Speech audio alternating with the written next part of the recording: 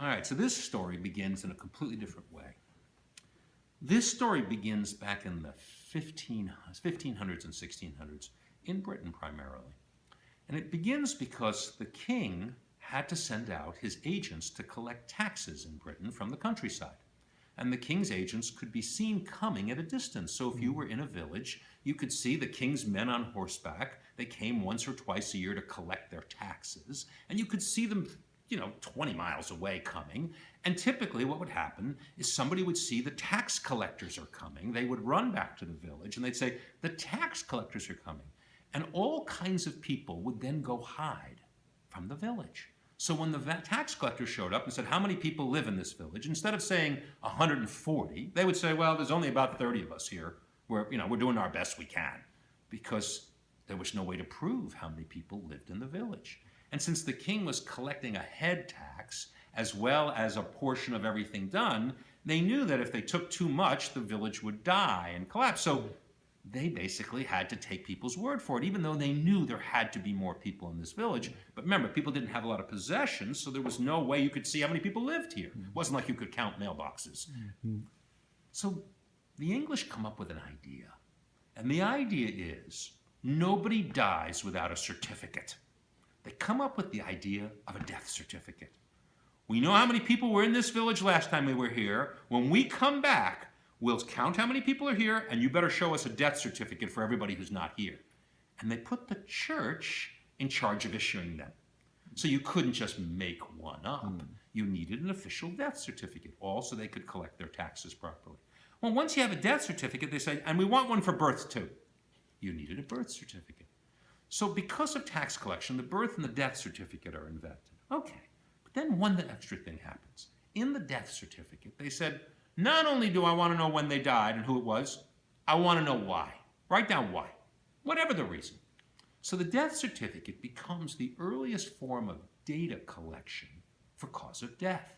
It wasn't originally designed for that, but it was a follow-on, as often happens in history. Things just accidentally happen, and sure enough, you could then look at every death certificate and you could see who died, what their age was, and you could see what they ostensibly died from. Now, obviously, they didn't have any modern medicine, so they didn't really know what they died from, so there was some pretty imaginative descriptions, but if you drowned, they wrote down drowning, and if it was plague, they wrote down plague.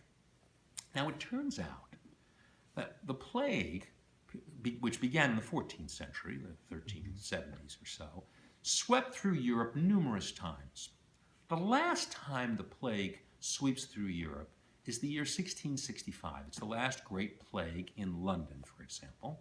And what would happen is the authorities, especially during the year, would collect all the death certificates each week to keep track of what was going on in the city. So they would then, in London, for example, collect from each of the various parishes. They would collect all the birth certificates, they would collect all the death certificates, and they would issue a report each week called the Bill of Mortality. Bill as in handbill, mortality, of course, as in death. They would also record the births on it, but they were more interested in recording the deaths, and here's why. Because they could see if plague broke out by looking each week at the Bills of Mortality to see, did anybody die of plague? Remember, they've got no telephones, they've got no reporting systems, they've got no public health systems. How do you know if there's plague in London? Answer, look at the Bills of Mortality. So each week, the Bill of Mortality was summarized. And this is a book, a collection, the original collection, of a set of the Bills of Mortality from the year 1665 in the city of London. And you can see the summary is very nice. On the left-hand page here are all of the reasons somebody died that week and the number of people who died. And they, rickets, some people die of teeth, which is, of course, infection of the teeth. Somebody dies of vomiting. Somebody dies of worms. Somebody dies found dead in the street at Stepney. That's a reason of death. That's why they're dead. Here's one, killed accidentally with a carbine at St. Michael's Wood Street. Okay, so as you can see, they weren't very scientific, but at the very bottom, they would show parishes clear of the plague, 130 parishes infected, 0. So you can see they're using the Bills of Mortality as an early warning system to identify the plague. They're using a tax collection system for the plague. And sure enough, in 1665, in early April, late May, the plague breaks out.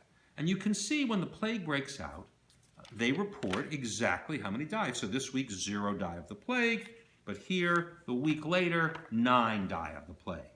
Now, the plague is an unmistakable kind of death. The bubonic plague is an unmistakable. You have these big black bubuses, so it's hard to miss if you've died of plague. And sure enough, what happens in this report is plague begins to sweep through the city of London. So that week was 9, the following week was 32, the following week was 43, the following week is 168, the following week is 267 in a single week. And the number of parishes goes from 20 infected parishes to 40 infected parishes to 86 infected parishes. Now remember, they have no germ theory in 1665. They have no idea. They actually thought plague was spread by bad air. They have no idea that it's fleas on rats and dogs that are actually spreading the plague. So it's a complete mystery to everybody why God has chosen to kill all these people, which is the prevailing explanation. Now, when you look at these, they're chilling, because this plague, as it sweeps through London, 1,900 dead. Here's 7,100 dead in a single week in the late summer in London. Now, London is only a city of about 250,000 people, of which 100,000 have fled, including Isaac Newton. The famous story where Isaac Newton sort of realizes that an apple falls at the same speed as everything else from a tree is because Isaac Newton has fled this plague. But back to the story. The Bills of Mortality here show the plague growing each week, peaking and then dissipating. Now that's a very strange thing. By the end of it, 100,000 or so people are dead, all recorded in this book by parish. And by the way, while they're dying, they're still tracking every other reason for death. There are people stacked up in the streets, and there's still somebody saying, nope, here's stillborn deaths, here's 3 scurvy deaths, here's 21 deaths in childbirth, here's 1 of bleeding. So imagine in the middle of a plague, these people are keeping their records. These are people devoted to keeping records. Now, why is this an amazing leap of imagination? Well, it turns out 3 entire industries owe their legacy to this. Here's the industries. The first is the fact that once you looked at the deaths, you realized that people weren't dying randomly. They were dying on a curve. You could plot them. After all, this is the age of Isaac Newton inventing calculus. You could plot them very specifically, which then told them there has to be a reason for the plague. It can't just be God picking randomly. He wouldn't kill people on a curve. The curve perfectly showed what's called a plague curve today, a normal curve, which tipped off the beginning world of science that there was underlying mechanisms at work here, which is exactly what the age of science was looking for, underlying mechanisms. So you had people like Newton saying, no, there must be ways we can slow or stop this plague. There must be vectors that are transmitting it. We just don't know what they are.